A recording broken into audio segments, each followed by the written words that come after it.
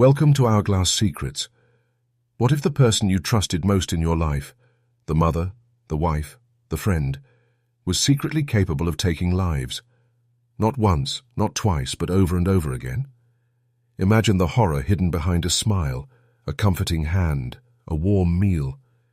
History is filled with women who defied expectations in the most sinister way, turning love, care, and trust into instruments of death. These are not tales of fiction. They are chilling truths that haunted families and communities alike. Today, we uncover the hidden darkness of women who killed. Between the late 19th and mid-20th centuries, a pattern emerges. Women who killed with astonishing cunning, often using poison, knives, or sheer manipulation. In the United States, Nanny Doss earned the nickname the Giggling Granny, as she confessed to poisoning 4 husbands, 2 children, her mother, and 2 grandsons with arsenic. Her crimes, stretching from 1927 to 1954, were almost methodical, yet delivered with a chilling levity. She avoided the death penalty because of her gender, a reflection of the era's judicial biases, and was sentenced to life in prison in 1955. Across the Atlantic, Mary Ann Cotton in England committed the unthinkable in the early 1870s. She poisoned 21 people, including 3 of her husbands and 11 of her own children. Cotton's crimes were financially motivated, preying on insurance systems, yet the scale and cold calculation of her actions shocked Victorian society. Unlike Nanny Doss, she met her end by hanging in 1873, leaving behind a legacy of fear and fascination. Poison was not the only weapon. In Australia in 2000, Catherine Knight brutally stabbed her partner, dismembered him, and used parts of his body to cook a meal. The audacity and horror of her actions earned her life imprisonment without parole, marking her as the first woman in Australia to receive such a sentence. Similarly, Ruth Ellis, a bar hostess in the UK, fatally shot her lover in 1955 following an act of domestic violence, becoming the last woman executed in Britain. Even in institutional settings, women could become predators. The Lyne's Angels of Death, a group of nurses between 1983 and 1989, murdered at least 38 patients, exploiting the trust society placed in healthcare professionals. And in the United States, the 1992 case of Shanda Sharer, murdered by Melinda Loveless and 3 other teenage girls, reminded the world that the capacity for cruelty was not bound by age or societal expectations. These cases share a terrifying common thread: the ability to blend seamlessly into daily life, to appear ordinary while committing acts that defied imagination. Their crimes reveal not just individual pathology, but also societal blind spots, overlooking warning signs because they could not reconcile a woman's role with such extreme violence. As we continue this journey through Hourglass Secrets, we will uncover the lives behind the headlines, the psychology behind the murders, and the patterns that emerge when society's most trusted figures become the most dangerous. The shadows of the past are dark, but they are real, and they tell stories that demand to be heard. Before we begin, please hit subscribe and tell me, what state are you listening from? In the shadowed corners of history, arsenic became a quiet accomplice to the most chilling of crimes. What made it terrifying was its subtlety, silent, tasteless, and often mistaken for illness. For women like Nanny Doss in the United States or Mary Ann Cotton in England, arsenic was not just a chemical. It was a tool to manipulate fate, control fortune, and orchestrate death with meticulous precision. Nanny Doss's spree of murders spanned decades, claiming 4 husbands, 2 children, and her mother and grandsons. What fascinated investigators and horrified the public was her casual demeanor. Known as the Giggling Granny, Doss reportedly laughed as she recounted her crimes. She sought no grandiose spectacle. She wanted insurance money, control over her family, and the quiet satisfaction of evading suspicion. By the time authorities pieced together the pattern, the trail of poisoned cups, seemingly routine meals, and hidden arsenic bottles revealed a life spent in meticulous deception. Across the Atlantic, Mary Ann Cotton's arsenic-laden actions painted a similar, if darker, portrait. Between the early 1870s, Cotton systematically murdered 21 people, including her own children, her lovers, and family members, often for financial gain. In Victorian England, her crimes shattered the veneer of domestic respectability. Her meticulous planning and ability to evade detection for years underscore a pattern of premeditated malevolence rarely associated with women in that era. Her eventual execution in 1873 became a sensational story, reminding society of the lethal potential hidden in seemingly ordinary households. Arsenic was not the only weapon. In Romania during the 1920s and 1930s, Vera Renzi poisoned multiple husbands, lovers, and even her son before hiding their bodies in zinc-lined coffins in her wine cellar, a grim testament to how private spaces could become theaters of horror. Similarly, in Indiana, Belle Gunness poisoned lovers and suitors to claim insurance money, disposing of their remains in a macabre fashion, feeding them to livestock. These women shared a calculated approach, patience, precision, and an uncanny ability to mask their crimes beneath everyday domesticity. But the danger of women killers was not limited to the shadows of the home. Hospitals, nursing homes, and medical settings provided new arenas for lethal manipulation. Kristen Gilbert, a nurse in Massachusetts during the 1990s, injected patients with deadly substances, killing 4. Her crimes revealed the terrifying trust society placed in caregivers and how easily it could be exploited. Across the globe, Anne-Marie Hughes in Australia attempted to murder her husband using poison derived from her garden, reflecting the diversity and ingenuity of female perpetrators who used the tools at hand to deadly effect. These women, spanning continents and centuries, demonstrate a chilling adaptability. Poisoning allowed them to remain hidden, maintain societal approval, and exploit gendered assumptions that women could not commit such crimes. They manipulated trust, authority, and expectations to lethal ends, leaving behind a trail of questions about morality, psychology, and societal oversight. As Hourglass Secrets continues to unfold, the patterns become clearer. Cunning, patience, and the unexpected capability for calculated violence. Behind the smiles and domestic routines, these women orchestrated death with precision, leaving a haunting legacy that challenges our perception of innocence and danger. Throughout history, women have committed horrors that defy the expectation of domestic innocence. While some wielded poison with meticulous calculation, others indulged in violence that shocked even the most hardened observers.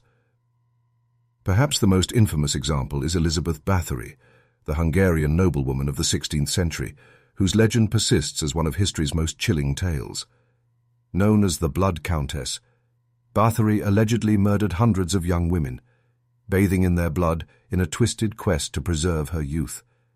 Though part legend, historical records confirm her cruelty, culminating in her imprisonment in 1609.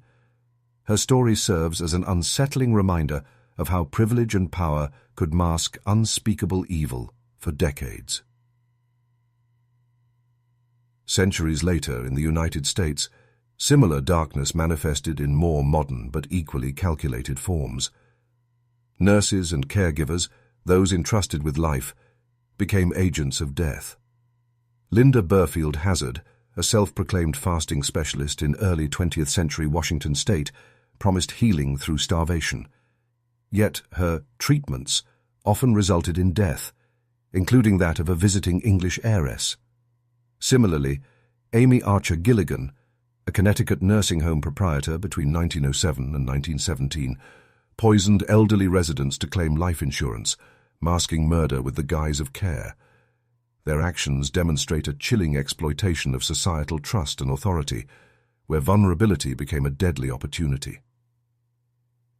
In New Orleans, the 19th century socialite Delphine LaLaurie turned her opulent mansion into a chamber of horrors.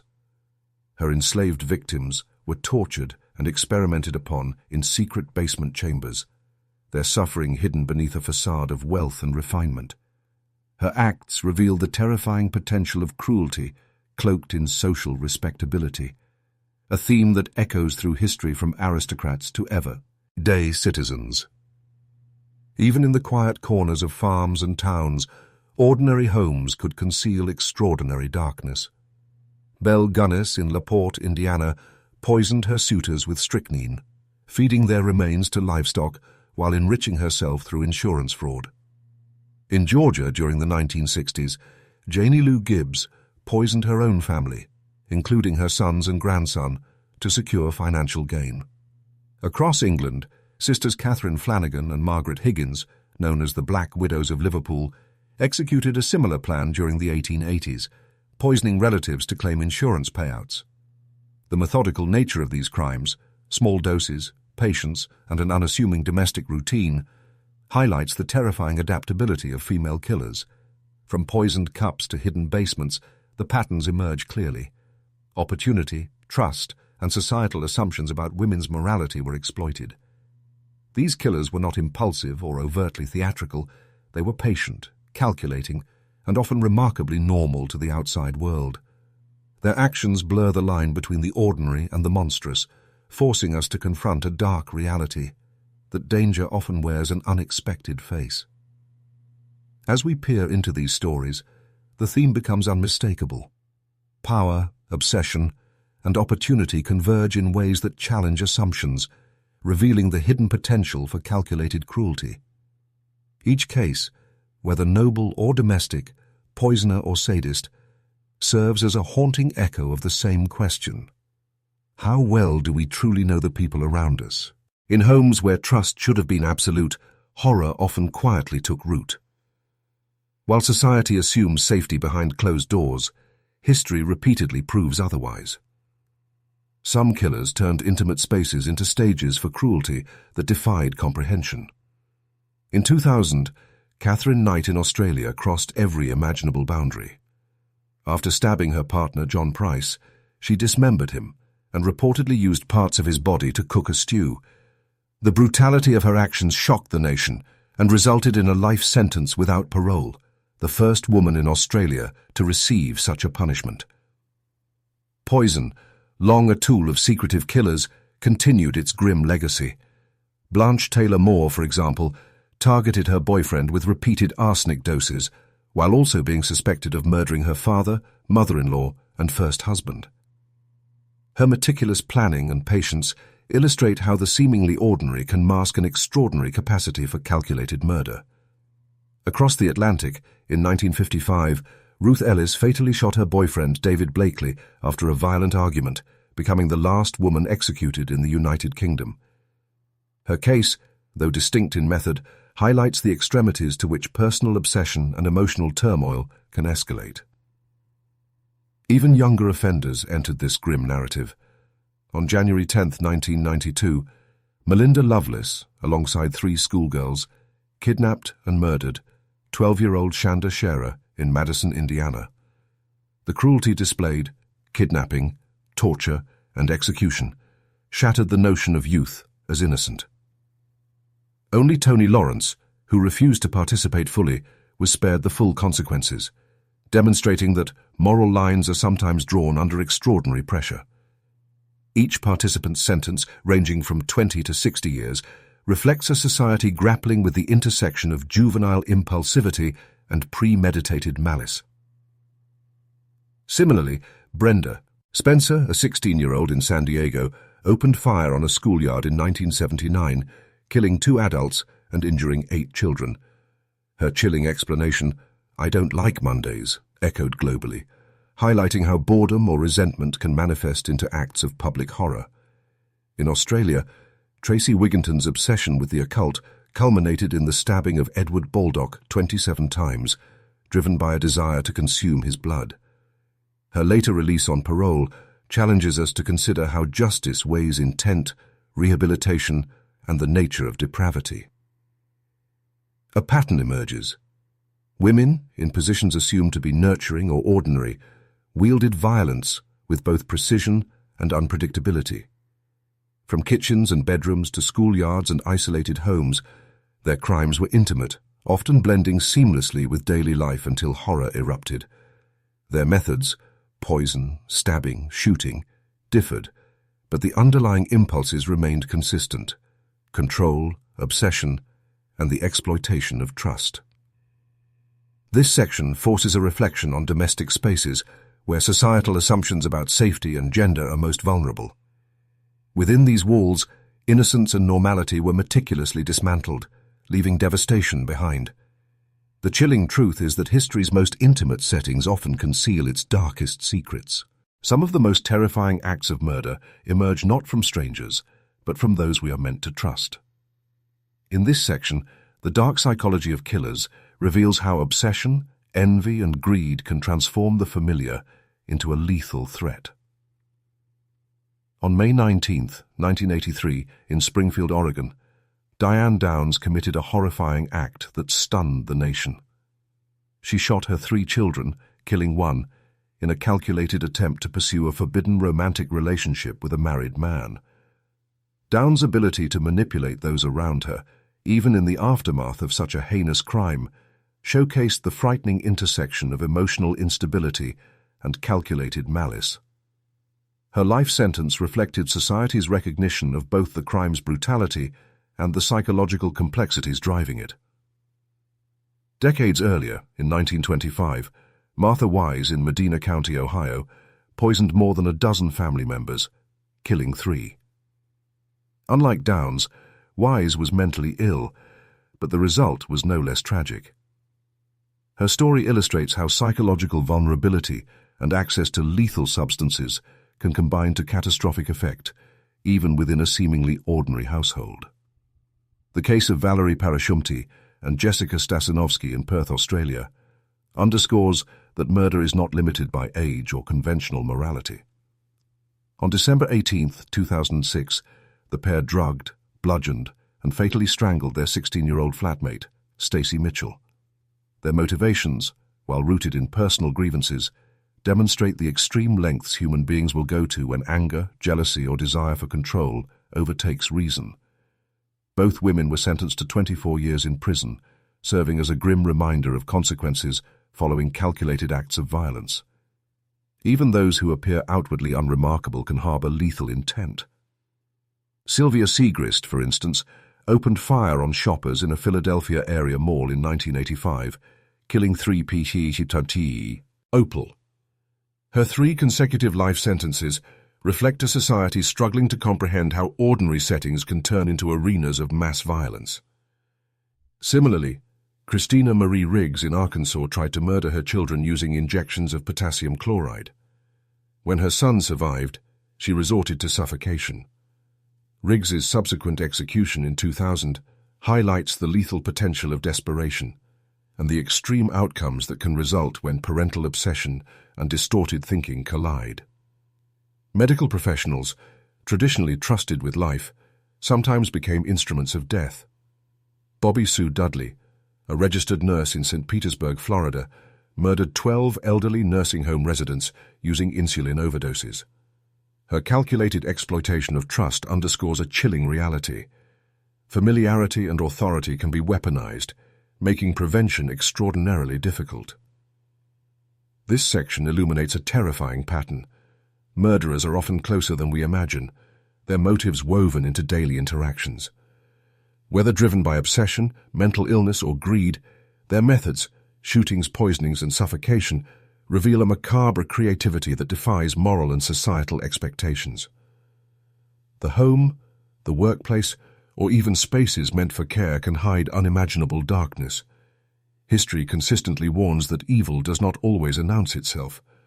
Often it lurks in the familiar, patiently waiting for the right moment to strike. The darkest truths are often hidden behind a mask of normalcy. In our final section, we uncover the horrifying reality of women who defied societal expectations, turning nurturing roles into instruments of death. These predators remind us that evil can wear the most familiar faces. Aileen Carol Wuornos, a name that would send shivers down the spine of anyone who studied her crimes, was a prostitute in Florida between 1989 and 1990. She shot and killed 7 men in cold blood, claiming it was self-defense against their sexual advances. Yet beneath the surface, Wuornos's life was a tapestry of trauma, neglect, and abuse, which some argue shaped her into a killer. Her execution in October 2002 closed a chapter of terror, but her story continues to fascinate psychologists and criminologists studying the making of a serial killer. In the 1980s, Dorothea Puente ran a seemingly ordinary boarding home in Sacramento. Yet the shadows of her home concealed a gruesome secret. She poisoned her tenants, buried 7 bodies in her backyard, and stole their social security checks. Her ability to manipulate the most vulnerable, elderly and disabled residents, reveals a chilling precision and callousness. Puente maintained her innocence until her death in 2011, leaving a haunting question. How many predators escape our notice because they hide behind trust and familiarity? Earlier in the 1930s, Anna Marie Hahn, a German immigrant in Cincinnati, poisoned 5 fellow immigrants, stealing their money after each murder. Hahn was executed in the electric chair in 1938, yet her story is a grim reminder of how greed and deception intertwine with murder. Even ordinary domestic interactions, trusting a neighbor, sharing meals, welcoming someone into your home, can become avenues for unimaginable horror. From nurses to flatmates, wives to boarding house operators, history paints a harrowing picture. Murder often wears the guise of the ordinary. These women, whether driven by financial gain, obsession, or twisted notions of justice, exploited intimacy, trust, and societal expectations. The consequences were tragic, yet the lessons remain vital. Vigilance and awareness can never be overestimated. As we reflect on these stories, the pattern emerges. Each crime, though separated by decades and continents, echoes a common theme. The most dangerous individuals often blend seamlessly into everyday life. Their acts, shocking in execution, teach us that evil does not always roar. Sometimes it whispers quietly behind closed doors. Through these narratives, we confront a sobering truth. History does not only record heroes and victims, it also memorializes the monsters among us. By remembering, analyzing, and understanding, we arm ourselves against the darkness that once thrived in secrecy.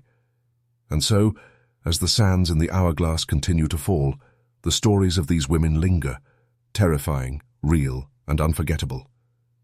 Their legacies are warnings etched in history. Trust cautiously, observe keenly, and never underestimate the darkness that may reside in the most familiar of places.